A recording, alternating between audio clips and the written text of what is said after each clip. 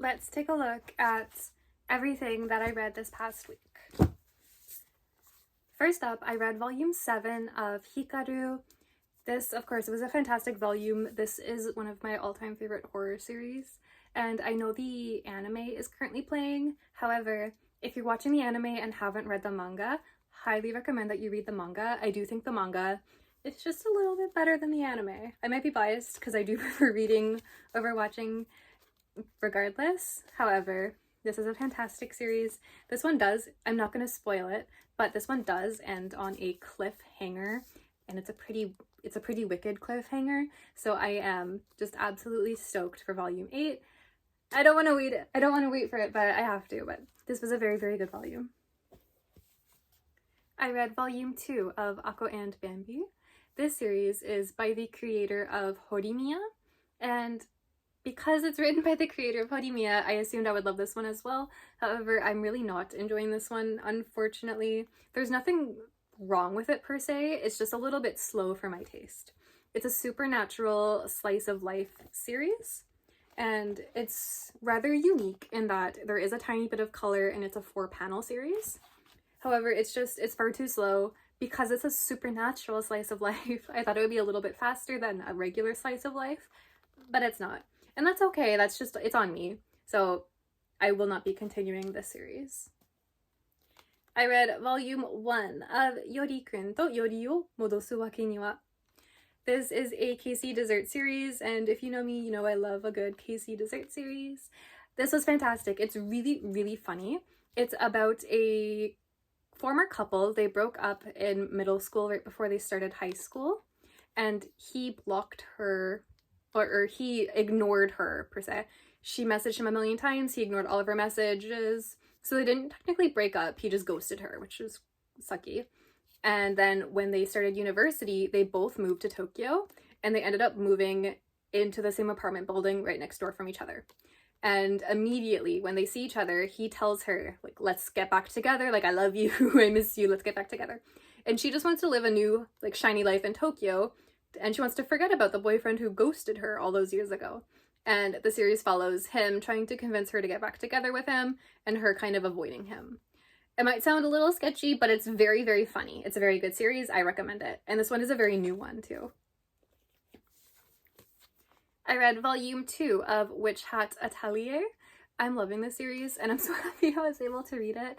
I had quite a difficult time getting my hands on volume 2, and when I finally got it, I read it right away. It's very good. I do not like this character here whatsoever. She really, really annoys me. Don't put any spoilers, because I'm hoping I'll grow to like her. Just as of right now, I find her to be very mean. And I understand she has her own circumstances, like there's reasons for her being mean, but I don't know them yet. All I know is that she's mean. This volume also ends on a very big cliffhanger, but thankfully I do have volume 3 already, so volume 3 is probably what I'm going to be reading next. But this is very, very good. This is a seinen series, meaning it's targeted towards older men, technically. However, I think everybody would enjoy this. I highly recommend giving this one a chance if you hadn't. It's about witches and their witchcraft. It's a very good series. I read volume 1 of Viel, and I know this is a very hyped up series. I was so excited to get my hands on it. However, the font, or I don't know if it's handwritten or just a specific font, is so incredibly difficult for me to read. And it might be on me because I'm still learning Japanese, but I really do not like the handwritten font. It makes it hard for me to read. I feel dumb when I try and read it. So I'm not going to be continuing with this one. It's beautiful, but the stories are kind of stitched together. I don't know what to call it. It's not an anthology, but each like chapter is 1 to 2 pages. It's more so an art book than a manga. It's an art book with little stories, is how I would describe it. And it is beautiful. So if you like a beautifully drawn book, I would recommend it. But if you're looking for something with a concrete story to follow along, I wouldn't recommend it as much as I would other series.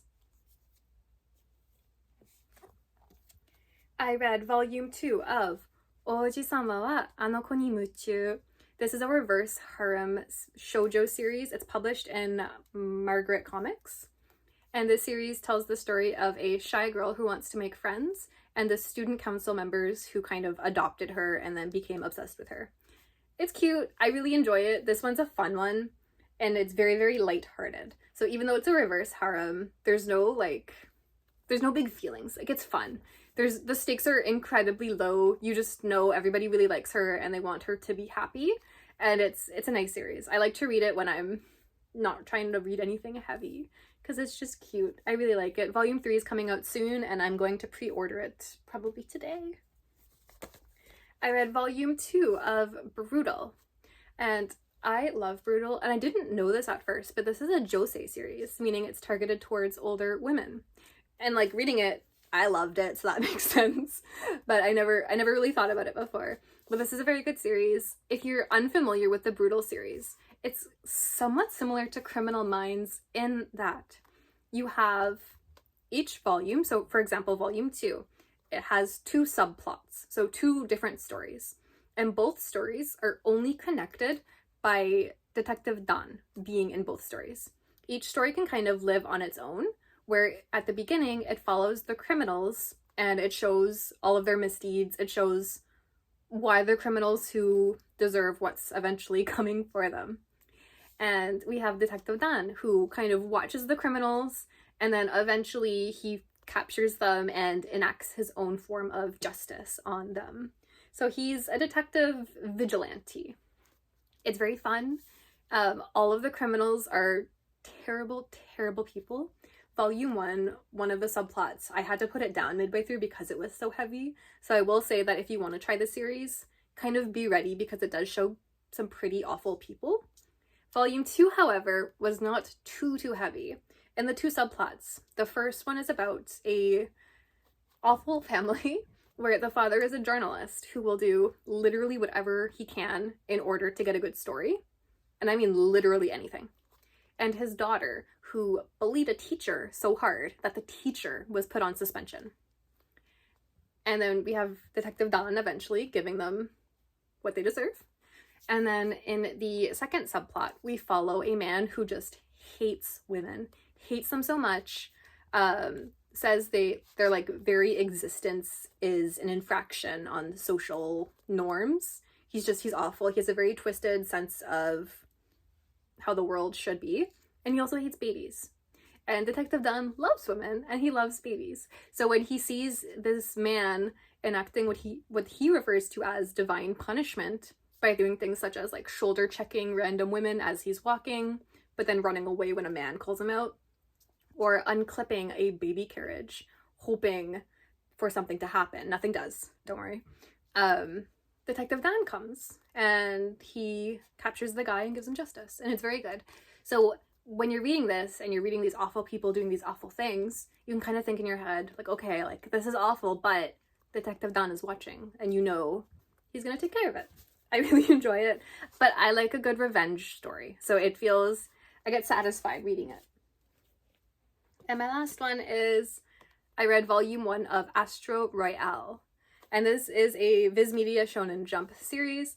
This one's fun. It's about a meteor comes across Earth and everybody thinks, okay, gotta wish on the meteor. But this meteor crashes into Earth and it actually grants everybody's wishes. And the story follows our boy Hibaru here. And he is the new head of a underworld family, like a crime boss family. But he lies and says it's not him, but his brother who was appointed the new head. And him and his brother are hoping to work together and bring a new peaceful era to the family. However, everybody's opposed to this. They all want somebody else, or themselves even, to be the new boss. So when the meteor comes, literally everybody wishes just to be physically stronger. Like quite literally just about everybody just wants like physical power, which I don't really get, but... And so we have everybody coming to realize that their powers were granted, and then there's a lot of fighting, a lot of fist fighting. I heard that this was by the author of Tokyo Revengers. However, it is nothing at all like Tokyo Revengers. This is very much I'm gonna teach you good morals with my fists kind of story. So it's fun. but it's not that deep, I'll say. It's a fun story. It follows Hibaru, and I'm pretty sure it's just gonna be him going around to find all 20 something of his siblings and beating them up. That's what I think it's gonna end up being about. And that is everything I read. Here are all of the volumes. I did quite a bit of reading, quite a bit of English reading, to be honest. And besides Ako and Bambi, sadly, I did really enjoy everything that I read. So I do think it was a good week.